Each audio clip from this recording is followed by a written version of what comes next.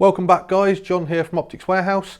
So after the recent popularity of the PARD videos that we've done, we're going to do a bit more of a comparison and which one's going to be best for your needs out of the 008 and the 007.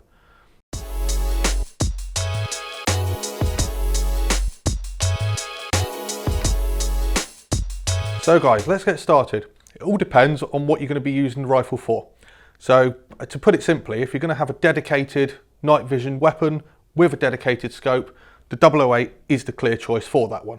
It is full-times weapon mounted unit, it's nice and compact, it's light, it's easy to use, and allowing it to come back on the rail, it makes it nice and easy to get your eye relief done.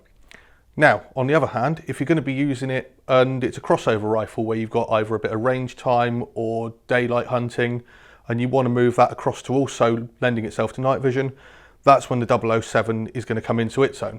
So obviously it's nice, quick and easy to detach. It's one little thumb lever on the side, quarter of a turn, it comes off. So with that, once again, nice compact unit, easy to fit in your pocket so you can be out all day. It starts getting dark, dust coming in, quickly clip it on, away you go. Now one thing you've got to remember, with the 007, you need a scope that's going to be suitable for it. Now generally that needs to have parallax adjustment.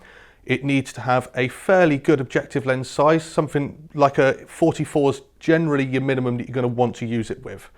So anything up from that, it does help. And you're looking generally for your more budget range of scopes. So Optisan, MTC, Hawk, Nico Sterling, the Athlons, anything like that will lend itself to more use with the PARD 007. You can stretch the budget and go up to something like the S-TAC that's got featured here. So that is probably the best quality scope we know of that's going to lend itself to both your target work, your daytime hunting, and then cross over to your night vision. So the 007, it is a little bit of a cheaper unit than the 008, but please bear in mind, you're also going to have to take into account getting a new scope, or if you've got one suitable, great, it is a good decision to go for, and it's nice and easy to get on with, set up, and away you go. So the 008, as I say, a little bit more expensive, but it is a full-times weapon mounted unit, so there's no more expense. It does come with a Picatinny rail with it. Please bear in mind, obviously, your bulk lift and travel on certain centre fires and rim fires. Most air rifles you're going to be okay with, and especially with it mounting back, you can get it behind the magazine system on most PCP rifles as well. You're just going to need either a Picatinny rail adapter or something like the UTG adapters to go with that. So I mean, as a quick roundup on both, as I said, it really does depend on what you want the rifle to do and what you're dedicating it for. My personal choice, if I had the money and had a spare ticket and I had say a 2.2 or centre fire that's probably 2.43 is the maximum I would use either of them with. Obviously that's entirely up to you on what you go for, but I don't like the idea of having a very short eye relief with a high recoiling rifle. But my choice would be the 008 if I had a dedicated gun for night vision. But once again, if it was a crossover and I only had one gun that does everything, you really can't beat 007. And it will do everything that the 008 can do, just possibly slight little bit less clarity and a little bit less range on the 007. Just one thing worth mentioning, with the 008, obviously because it's a full-times weapon mounted unit, that does include you having to zero it to your gun.